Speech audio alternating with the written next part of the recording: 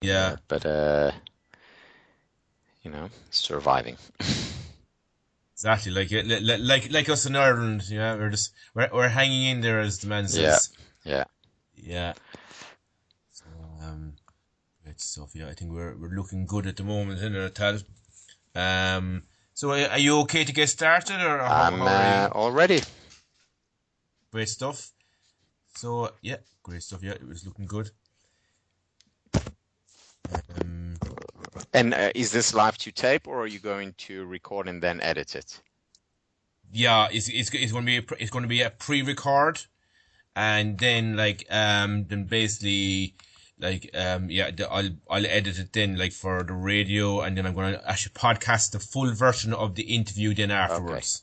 Yeah, got it. yeah, exactly. Like yeah, you know. So so today I'm talking with Tal Ben-Shahar. He's an American teacher and writer in the areas of positive psychology and leadership. Good afternoon, Good Tal. afternoon, Michael. Great to be on your show. Yes, same to you. And my name is pronounced Mícheál. Micheál. Mícheál. So, Mícheál, okay. yeah. Fine. So tell me, Tal, like, who are you and what do you do? Well, I teach positive psychology, which is the science of happiness. I'm also a researcher and a writer. But first and foremost, I'm a consumer of the field of positive psychology, meaning I draw on the research from the field, apply it to my life, and then teach it to others.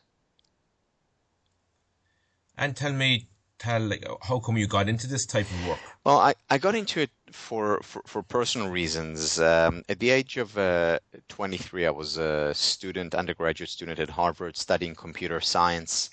And I found myself, doing very well academically. I was doing well in athletics. I played squash. Um, Things socially were going well, and yet I was extremely unhappy.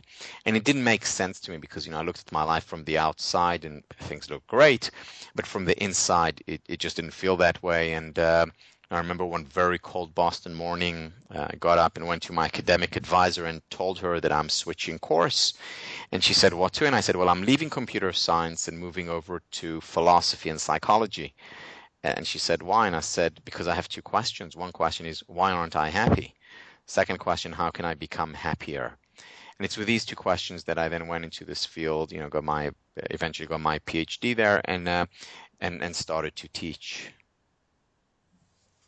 And you mentioned, Tal, that you weren't happy when you were studying in college.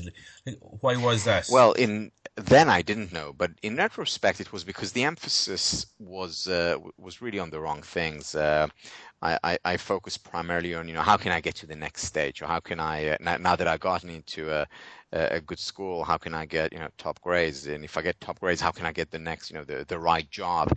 And it was always about the next thing. It was always about the external.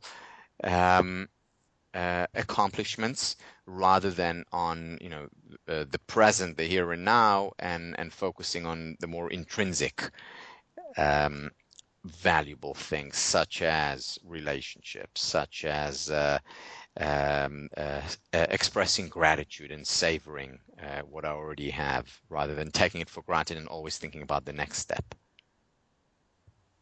And where do you think that came from?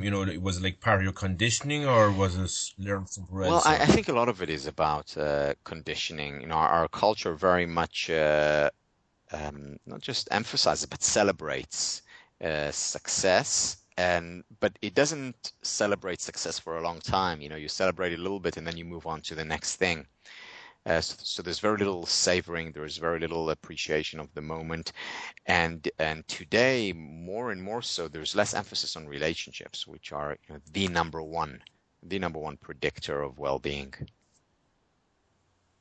and I know your classes on positive psychology were very successful in Harvard University, Tal.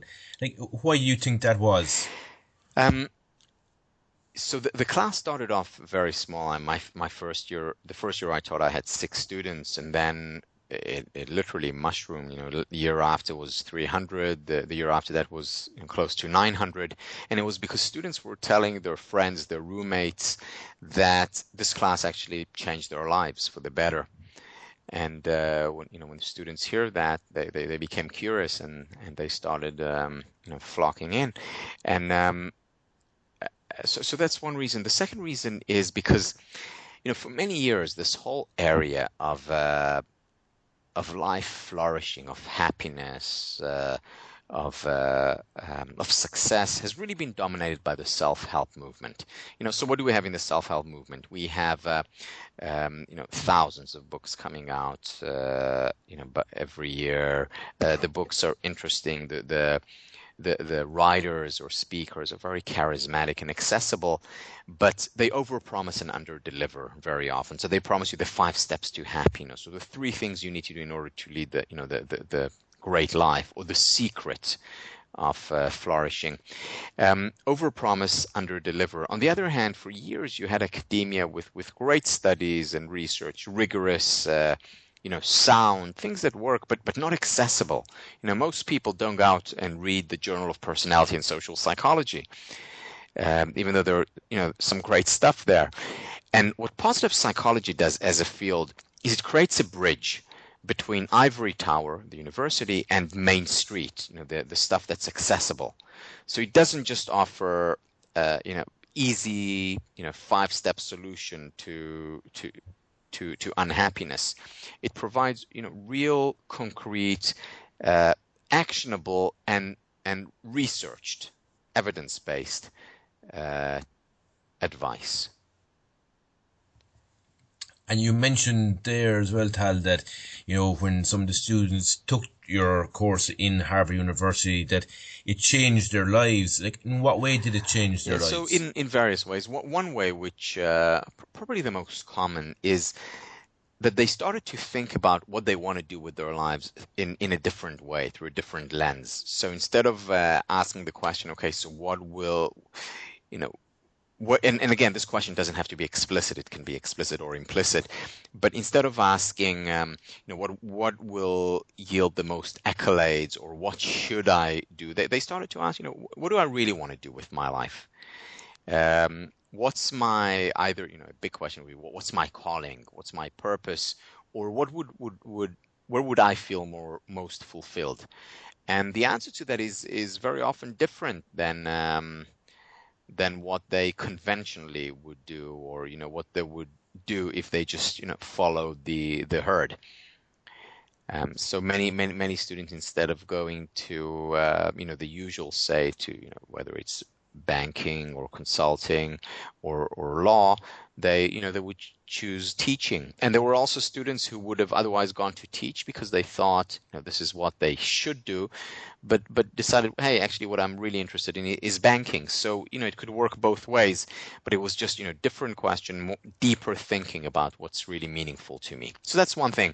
The other thing, students became a lot more active. So one of the things that I talk about a lot is that regular physical exercise has the same effect, psychologically speaking, as our most powerful psychiatric medication. It actually works in the same way. It releases norepinephrine, serotonin, dopamine, your feel-good chemicals in the brain. And exercising regularly is critical to fulfilling our potential for well-being, physical, of course, but also psychological. Another thing that they started to pay a lot more attention to was their relationships, whether it was their relationships in college with their roommates or teammates or friends, as well as at home with their parents or siblings or boyfriend or girlfriend. So a lot more emphasis, realizing that this is the number one generator of what I call the ultimate currency, the currency of happiness. And Tal, what do you think is one of the root causes of unhappiness? Well, in today's world, it's different from what it was in the past. So when I say today's world, it's important to to separate it into the places where basic needs are met versus places where they aren't. And unfortunately, there are many such places. So where there is poverty, very difficult to experience happiness. Whether poverty in the sense of not even having enough food, and shelter, sufficient shelter. So, when basic needs aren't met, that of course affects happiness, leading to unhappiness. Similarly, in where there isn't basic safety, in war zones around the world, obviously happiness levels are affected negatively. But in places where there is where the basic needs are met, where there is basic safety, there is actually a lot of unhappiness. And the reason for that unhappiness, is because we do not put enough emphasis on relationships. So there's a lot more emphasis today on career success, on material success, and that comes at a cost. And second, people are a lot less active, physically active, than they were in the past. In the past we had no choice. So if we wanted food, we had to go hunt or gather. Today, we pick up the phone, or or go on the web, and there's delivery. Most of our work today is done in front of the screen or in meetings with people. There isn't enough physical activity inherent in our day to day, and there's a price for that. And do you think, with the advances of technology, say like with Facebook and Twitter and all these other platforms, do you think that's having an impact on There's things? no question, and there's already a lot of data actually showing just what kind of impact it has. So let me give you just a couple of examples. So one of the best predictors of depression is loneliness. And there is actually a direct correlation between the amount of time we spend in front of a screen and loneliness. Now, having 1,000 friends on Facebook is no substitute for that one BFF, one best friend, who we meet face to face. And many of us, many people, especially the younger generation, do see virtual friends as substitutes for real friends. They're not. And then even when many people meet and supposedly face to face, they're actually texting. They're looking at their smartphones instead of having those real interactions. And we must have those real interactions. Also because of the loneliness factor, but there's another factor involved here, and that is empathy. There's research showing that levels of empathy today are a lot lower than they were even 20 years ago. And the reason why levels of empathy have gone down is because we have less face-to-face interactions.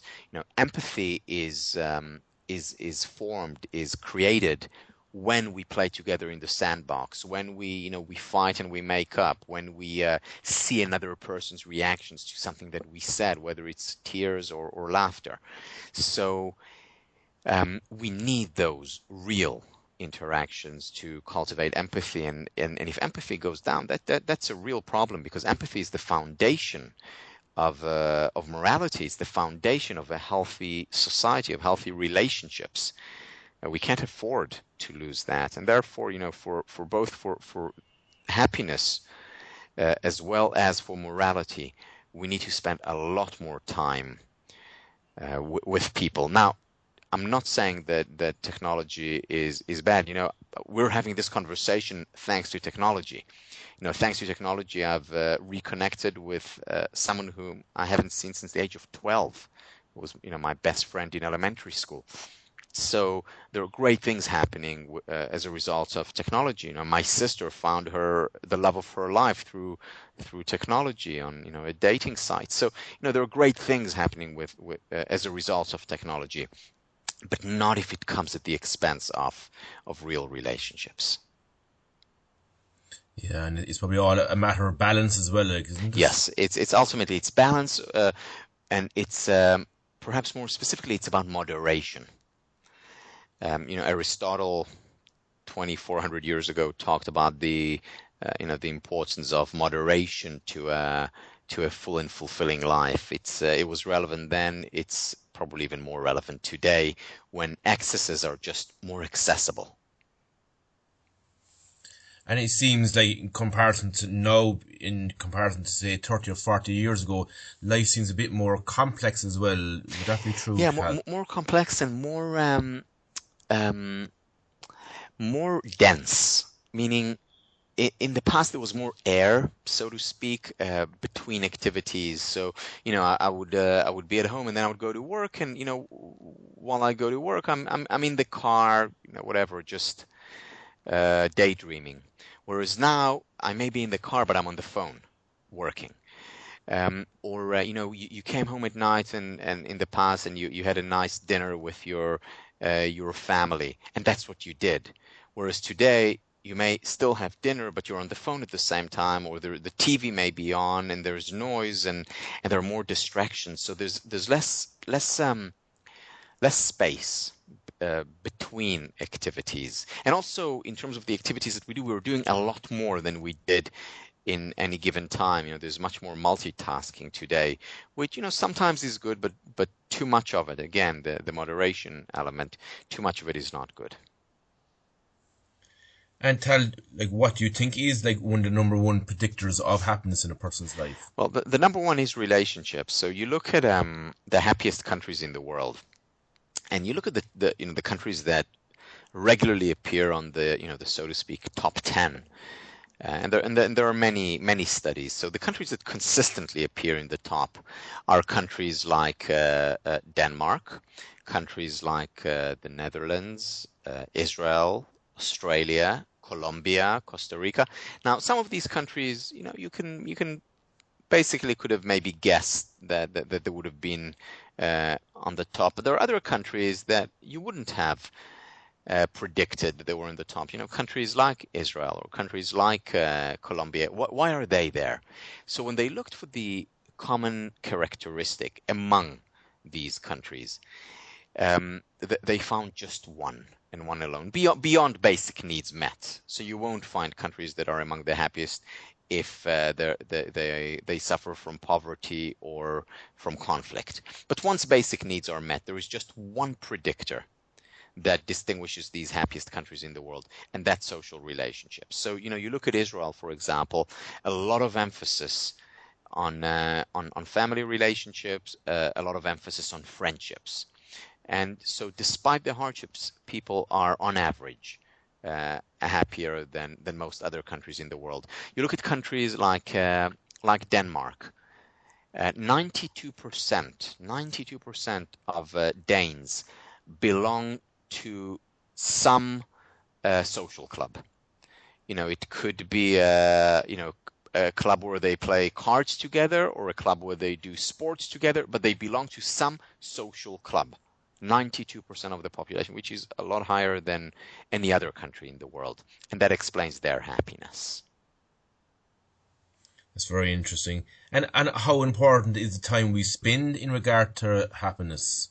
You mean the kind of time that we spend? Exactly, yes. That's critical. If I spend 2 hours with my family, but during those 2 hours, we're mostly speaking on the phone or texting or emailing, that doesn't have the same value. It has to be, real time. So even if it's half hour, it's half hour when we're really together. So let me share with you a study. This was done by Daniel Kahneman, who's a Nobel Prize winner in economics, but actually a psychologist. So he did research trying to understand the emotional experiences of women throughout the day. Now, these were professional women in Europe and in North America. And he wanted to understand their emotional experiences when they were at work, when they were with their partner, when they were with their kids, when they were shopping, when they were having lunch, whatever, their emotional experiences during the day.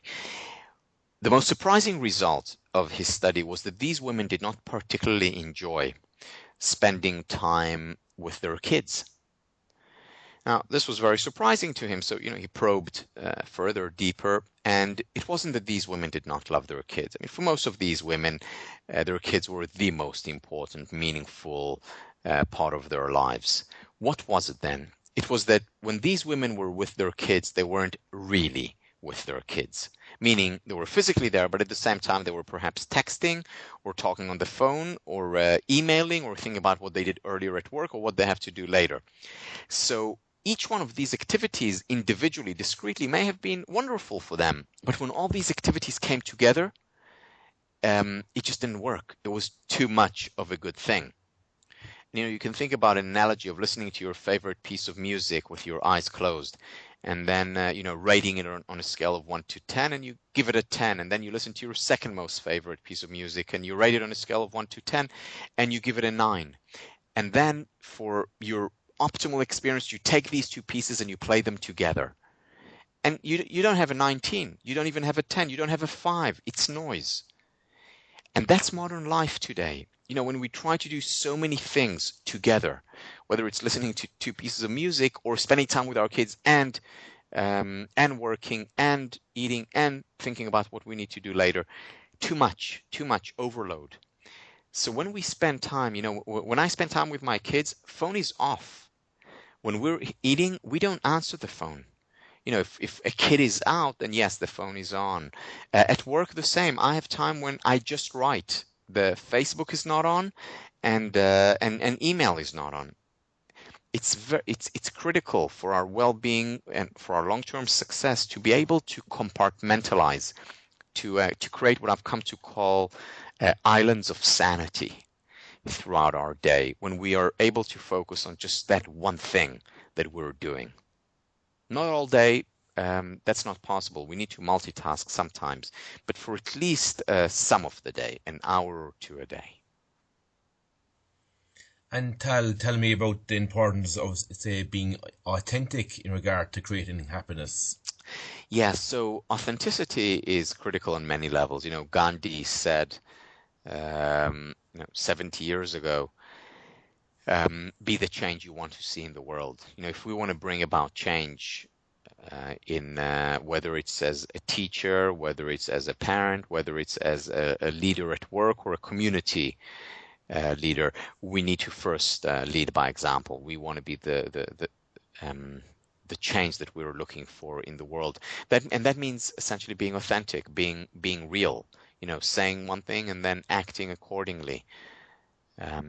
Ultimately people do what we do, not what we say. So, I can, at work, talk about the importance of integrity, or I can talk about the importance of, of hard work and dedication. But if I don't act that way, the people working with me or for me are going to follow my lead, my behavior, not my words.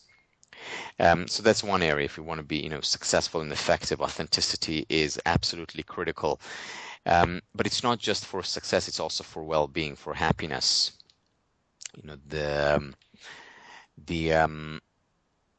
I wrote my senior thesis. My research was on the idea that honesty pays. That we pay a high psychological and emotional price for being dishonest or immoral in general. So we have an innate mechanism. Many philosophers, British philosophers mostly called it the moral sense, and it's innate, and this innate sense is the one that leads us to actually want to be moral, want to be honest, want to act with integrity. And if we don't, if we violate our internal compass, we pay a price for it. And how do we know we're authentic? It's a great question, because even people who lie and you ask them usually would say, yeah, we're pretty honest. Yeah, sometimes we may have to bend the rules a little bit, but overall we are authentic. So so being there isn't an innate mechanism that consciously would tell us that we're being inauthentic, but there is a subconscious mechanism. So very often you would see people who, if you ask them, do you have integrity? Are you living a life of integrity? They would say yes, and they wouldn't be lying, or rather, they wouldn't be consciously or intentionally lying, but they still wouldn't lead a full and fulfilling life, a happy life. And very often, our emotions are the ones that would tell us whether we're leading a life of integrity. So, I mentioned earlier, and I talked about how many of my students ended up changing their career path as a result of the course. And they did it because they felt, or they realized, like they were not leading an authentic life when they were going into an area that others prescribed for them. And the price that they pay was in terms of their happy. They were unhappy doing what was inauthentic to them.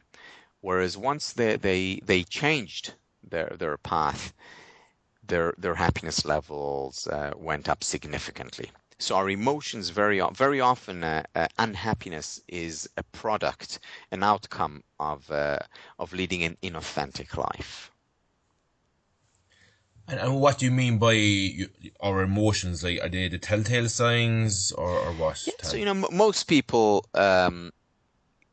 know whether or not they're happy. So there's a lot of research showing that our self-reports, what we say, how happy we are, actually correlates very highly with brain scans, and brain scans that show how happy we actually are, or how unhappy we are. So generally, I know, today was a good day. The last week there've been, many downs, or it's been great. We generally can tell how we're doing. And when we sit down and take time to reflect on it, to write about it, to talk to our best friend about it, or a therapist, we usually can tell how we're doing and whether or not we can do better. And I know you mentioned there, I think in one of your books, Tal, that I read, that a lot of us can have an inability to show or express our emotions. Like, how or why does that happen, and how does that relate to Yeah, happiness? so very often we suppress emotions. So if I can give an example, very often men would suppress vulnerability. Women too, but men do it more often. On the other hand, women more often than men would suppress their anger. And when we suppress emotions, and again, I'm not talking about wearing our heart on our sleeves. I'm not talking about, all right, if I'm angry, I'll go out to the street and just scream out, or if I'm feeling sad and vulnerable, I go out into the uh, main hall of my office building and start to cry. But what I'm talking about is expressing emotions, whether it's in writing, whether it's talking about it to my best friend, and being real about our emotions, also to ourselves, not suppressing it, because when we suppress emotions, we pay a high psychological and emotional price. There's a paradox here. When I suppress anger, actually, ultimately, I'm going to be a lot more angry. If I suppress sadness, ultimately, I'm going to be a lot sadder. Um, Whereas if I express these emotions, and again, either in writing or in talking about it, or shedding tears, or whatever my favorite way of expressing emotions is, um, these emotions paradoxically actually weaken rather than strengthen.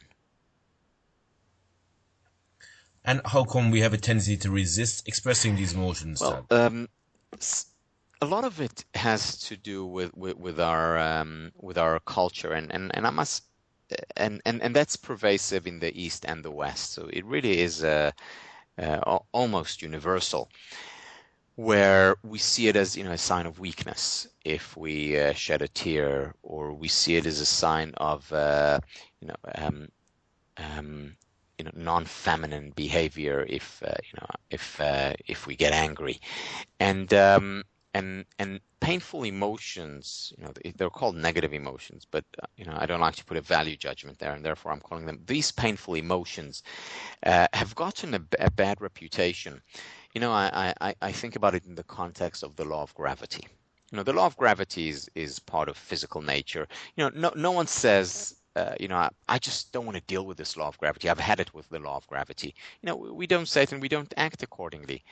And yet, when it comes to painful emotions, we often say, I don't want to be angry, or I don't want to be sad, or I don't want to feel envy, or I don't want to, be disappointed or anxious.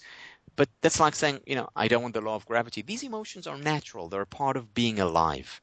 Now, there are only two kinds of people who do not experience painful emotions, such as anger or disappointment or envy or sadness. The two kinds of people who do not experience these emotions are A, the psychopaths, and B, dead people. So if we experience these emotions, it's actually a good sign. It means, we're not a psychopath and we're alive. Good place to start. And again, the paradox is that when we suppress these emotions, when we don't give ourselves the permission to be human, these emotions only intensify. And I know you talk about unconditional acceptance as well, Tal. Can you explain to me a little bit about Sure. this? I talk a lot about unconditional acceptance for our emotions. Just like we have, and again, we don't even need to talk about it or think about it. We have unconditional acceptance for the law of gravity. We have unconditional acceptance for the fact that the sun rises in the morning and goes down in the evening. So we accept that. We don't argue with that fact. We don't reject it. And yet we argue and reject the fact that we sometimes experience painful emotions. They are as much part of nature as the law of gravity is part of nature. And yet we accept the law of gravity unconditionally, and we so often reject painful emotions. We need to get to a stage where we unconditionally accept painful emotions, just as we unconditionally accept the laws of nature, of physical nature. And is there a way that we can create that unconditional Yeah, so acceptance? one way to create it is just to become more conscious, more aware of it. So I often, when I go through difficult periods, I simply remind myself, permission to be human. Just go through it. You're not a psychopath and you're not dead. Yay. We start from there. So one thing is reminder. Another terrific technique is meditation. So there's a lot of research today over the last 30 years, in fact, on the benefits of just sitting down, eyes closed, and focusing on the breath going in and out. And there's what the research is showing that if we do it on a regular basis, and when I say regular, even 10 minutes a day, our brain actually begins to form new neural pathways. It begins to change, becoming a lot more resilient, a lot more accepting. And we become a lot happier as a result. So meditation is one of them. And again, meditation can be breath meditation, or it can be listening to your favorite music with your eyes closed and focused for 10 minutes a day, or it can be yoga or tai chi. So that's one way of becoming more accepting. Another way of becoming more accepting is writing down, because what I'm doing when I write down in a journal. And if the journal is for my eyes only, and I really write what I'm feeling, what I'm going through, essentially I'm acknowledging my emotions. And that is a form of acceptance. So there's a lot of research showing that, sitting down and writing for even for 15 minutes on 4 consecutive days, so a total of 1 hour, and writing about our most difficult experiences, it goes a long way in helping us be happier, less anxious, more sociable, and physically healthier. So using a journal is great. And then if we can afford it, to talk to someone, whether it's a professional therapist or a best friend. Because when we talk about something and we're authentic, we're real, we're acknowledging our painful emotions, we're essentially accepting them rather than rejecting them. And as you know, Tal, stress is a very common word in our society nowadays. And what would be your own definition of the word stress? Well, stress is essentially when we're overwhelmed, when we experience um, our our activities as too much. When we don't think we have the internal or external resources to handle the challenges of life. Now, there's a lot of research on stress, obviously, no big surprise. And there are a lot of surprising findings in this area. And the most surprising finding, to my mind, is that while most people think stress is bad for us, potentially it's not.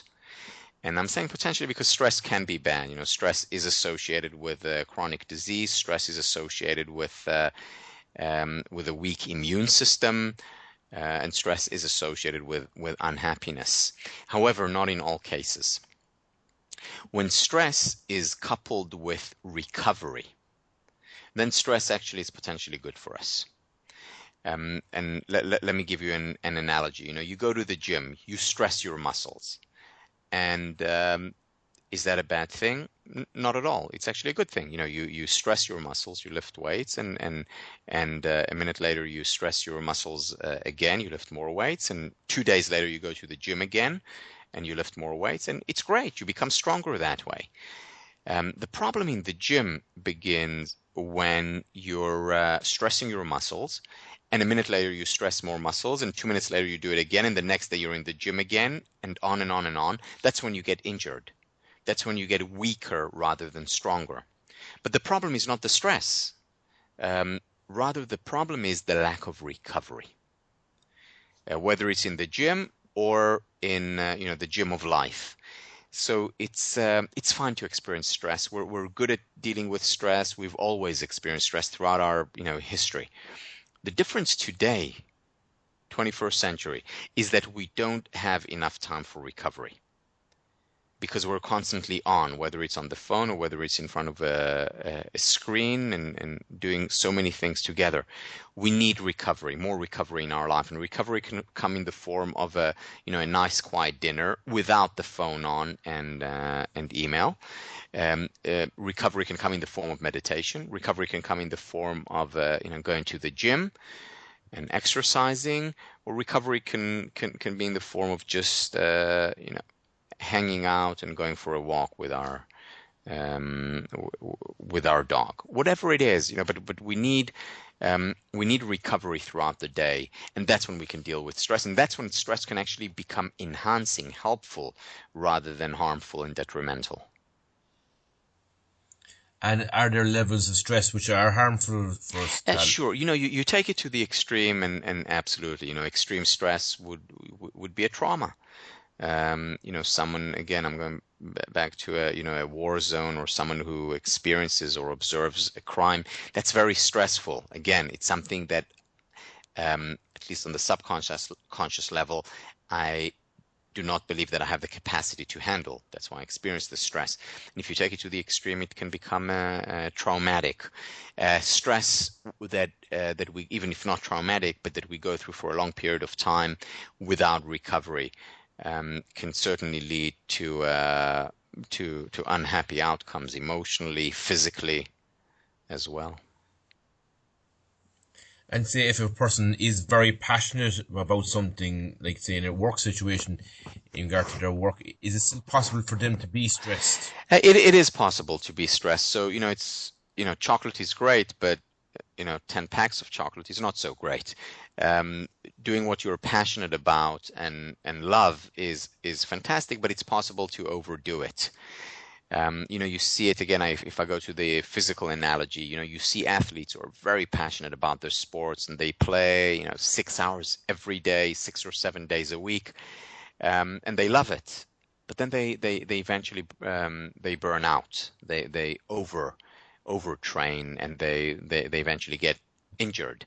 Similarly, on the psychological level, if I do too much of something without recovery, without enough sleep, which is a very important form of recovery, without a day off, which is a very important form of recovery, without ever taking a vacation, then even if I am doing something which I'm very passionate about and love, I will eventually pay a price. Now, needless to say, I will have a lot more energy and will be able to sustain much more work if I'm passionate about something, and I'll be able to handle more. But still, even there is a limit. And how important is breathing as a way to reduce stress? Yeah, it all starts with breathing, because within 3 or 4 deep breaths, I can shift my mind, my consciousness from being in a stressed or fight or flight place to a much calmer, what Herbert Benson calls the relaxation response. And very often, 3 or 4 deep breaths can do the work. Now, if you have 5 minutes or 10 minutes for deep breathing, even better. But a little can make a difference. And I know, Tal, you're a big advocator of positive psychology. Like, what exactly is positive psychology? So in a nutshell, positive psychology is about focusing on what works. That's it. Now, what does this actually mean? So let me contrast it with traditional psychology. So traditional psychology, let's say I go to a traditional therapist. The first question that she's likely to ask me is, Tal, what's wrong? What's not going well in your life? If my wife and I go to a couples counselor, the first question of a traditional therapist would be, what's not working in your relationship? What's not going well? Or if a consultant, an organizational behaviorist comes into my company, the first question will be, what's not working in your department? What are your weaknesses as a manager, as a leader? So that's traditional psychology for you. Positive psychology takes a different approach. So a positive psychologist would begin by asking me personally, Tal, what's working in your life? What's going well?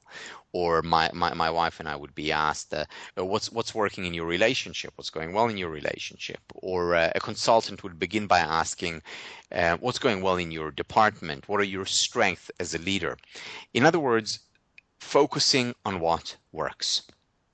More and more research is showing that when we start with these questions, whether it's about our personal life, our interpersonal life, or about our organizational lives, we fulfill much more of our potential. Again, individual, relational, or organizational potential.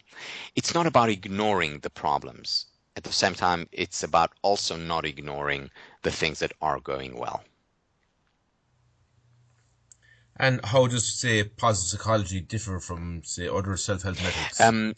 Primarily in terms of the focus on research. So, for instance, I talked about asking questions. So we know today that a person before going to bed, asking him or herself the very simple question, what am I grateful for?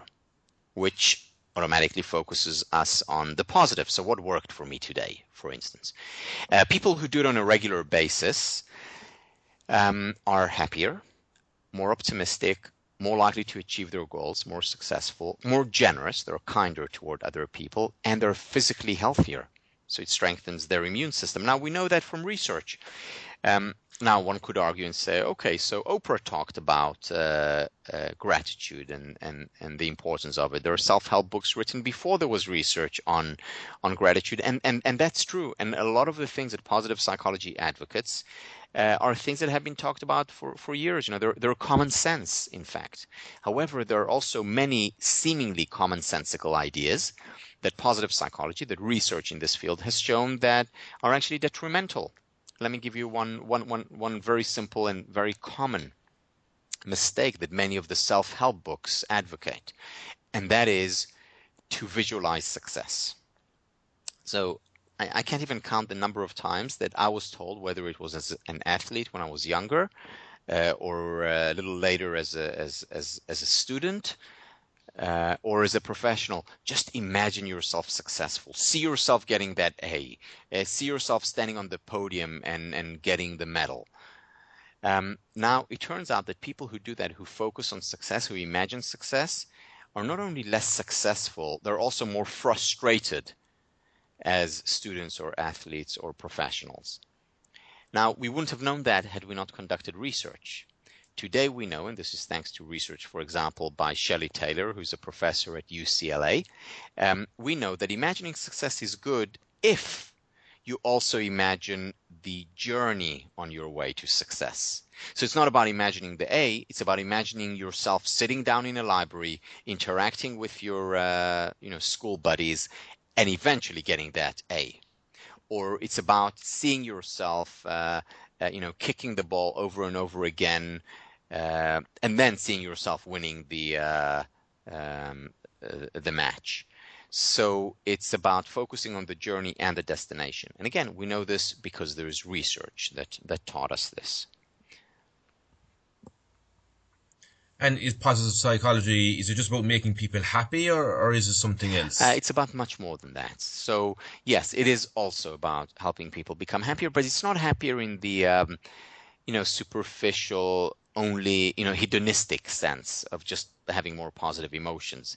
When we talk about happiness, we're talking about, yes, positive emotions and also a life of meaning, more of a spiritual existence, not necessarily in a religious sense, but, in a sense of having a sense of purpose. We're also talking about physical well-being. We're talking about, intellectual well-being. So we're talking about interpersonal well-being. We're talking about these components of a happy life. So yes, it is about leading a happier life. At the same time, what more and more research has found is that when we increase levels of well-being, or when we improve people's relationships, or when we help them focus on what is working in their life, or when we get people to be more grateful for what they have, it's not just about making them happier. It's also about helping them better deal with difficulties when these arise. Again, given that we're not psychopaths and we're not dead, we will experience hardships and difficulties. We will go through challenging times. We will fail if we put ourselves on the line enough. Um, and positive psychology helps us better deal with failures, with hardships, with painful emotions. In other words, one way to look at it is to think about it as the psychological immune system. What does this mean? So if we have a strong physical immune system, it doesn't mean we don't get sick. It just means we get sick less often. And when we do get sick, we recover more promptly. A strong psychological immune system doesn't mean we don't get sad or upset, or it doesn't mean we don't fail. It just means when we do get sad or upset or fail, we recover more promptly. And this is what positive psychology does. So yes, it makes us happier, and it also strengthens our psychological immune system. So is it the same as positive thinking, Tal?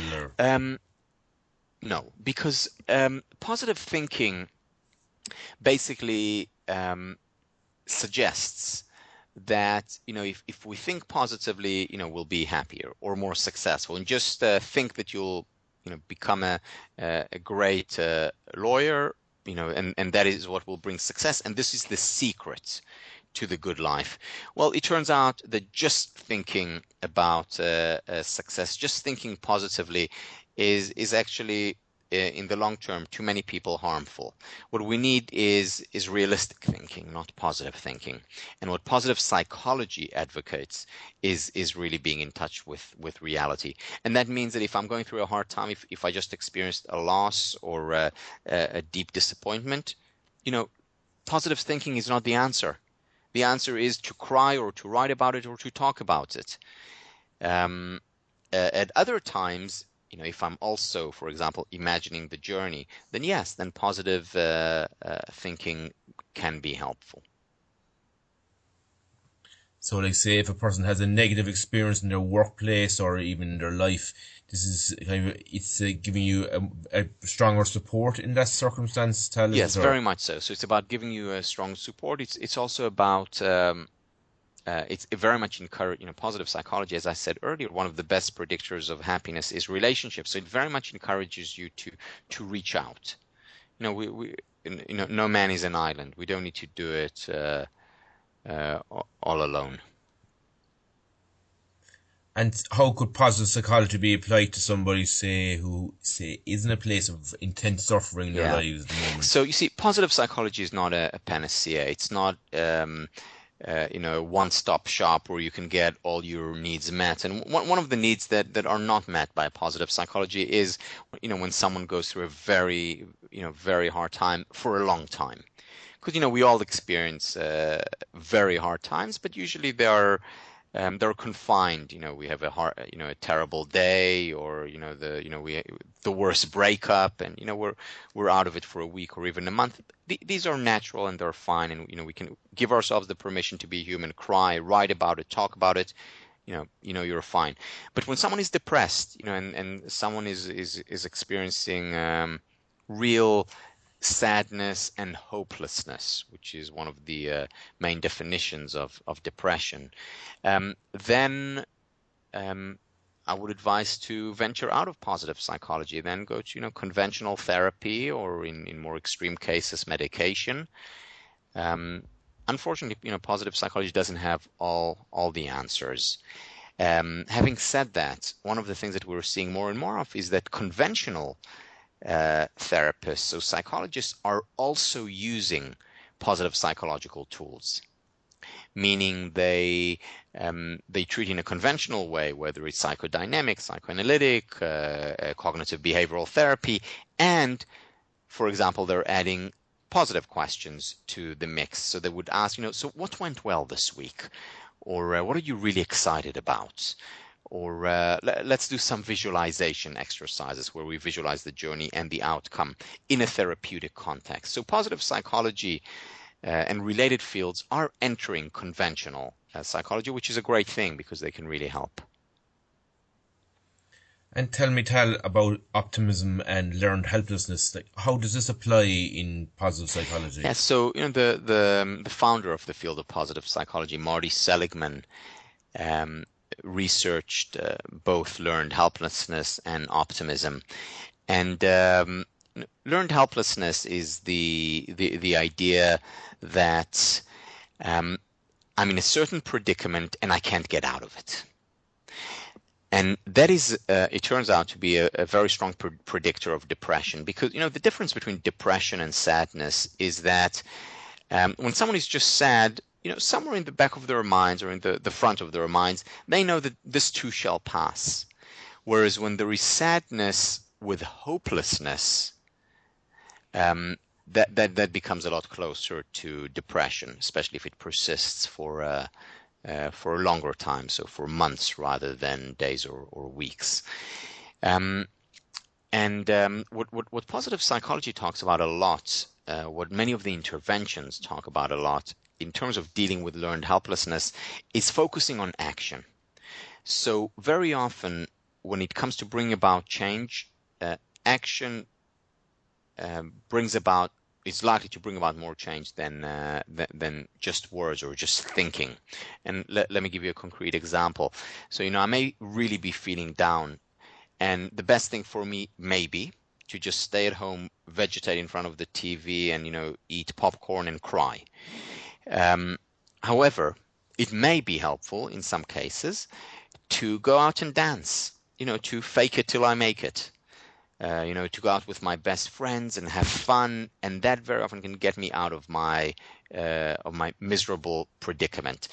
And it's often the case that we can act ourselves out of certain feelings. Again, not in extreme cases when then we may need professional help, but in many other cases, yes. And where does this learned helplessness come from, Tal? It comes from past experiences. As its name suggests, it's something we learn. So I'll give you the extreme example. Let's say you had a kid, a 5-year-old who's abused by his parents. And that kid learns that no matter what he does, he'll be shouted at and put down. And no matter how nice he is and how good he is, he'll still, when the parent is, home drunk or whatever, that, he learns that it doesn't matter what he does, he will always be punished. He will always be abused and oppressed. And then, by the time he's 10, this has become so much part of his psyche that it very often stays with him for years, unless he works on it through therapy, for example, or sometimes medication. So it does come, and unfortunately there are many cases which fortunately are not that extreme, but we very often learn to be helpless about many of the things that we do in life. And that belief can be taken in at a very young age when we don't have the tools to dispute that particular belief. And it can be something like I'm not good at math, and that's a form of helplessness around mathematics. And it's It's something that I may have heard from a teacher, or it's something that I may have read in the some newspaper column that talked about girls are not good at math. And that becomes embedded, internalized, and very often affects us for years to come. And like I think you mentioned on therapy there as a way to unlearn that helplessness. And is there any other way, maybe say outside of therapy, to do Yes, this? so there are ways. Again, not if we go to the extreme learned helplessness, but if it's not extreme, we can do a lot of work by ourselves. So there's a wonderful book by a professor again at UCLA, Jeffrey Schwartz, and what Jeffrey Schwartz has done, it's a book which is called "You Are Not Your Brain." He talks about how we can literally rewire neural pathways, because learned helplessness or trauma or obsessive compulsive disorder are very often, or not very often, are always manifested as particular neural pathways. And we can rewire our brain by acting differently on a consistent basis. So, for example, if I've learned that I cannot do math, then if I keep on studying and I keep on putting myself on the line and taking more and more tests, after a while I'll start to succeed a little bit more. And that will lead me to more success over time, and more and so on. And if I practice enough, I get over my learned helplessness when it comes to math.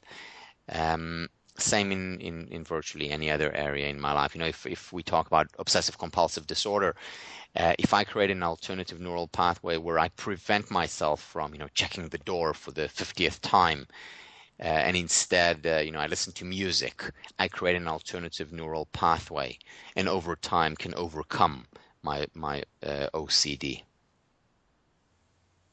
Great. So it sounds, Tal, that by with practice and by taking action it's a great way to overcome. Yes, here as well, action is a lot louder than words. It's not enough to just understand that I need to bring about change. It's important to act in the way that I want to change. And initially it may be faking it, but ultimately if we act enough in a particular direction, that direction then becomes second nature. Neural pathways are being formed. That's great, Tal. Thank you so much. And finally, would you have any tips for anybody listening in who are looking to be happier in their lives? Yeah, I mean, my tips are, commonsensical, but as Voltaire, French philosopher, once said, common sense is not so common. So to bring that common sense and make it more common in your life, spend quality time with people you care about and who care about you. Exercise regularly, at least 30 minutes 3 times a week, of your favorite sport. It can be anything. Express gratitude on a regular basis. Don't take for granted what you already have. And find that mindful time every day. It could be sitting down and meditating, or it could be just sitting and writing, but just doing that and being mindful of what you're doing.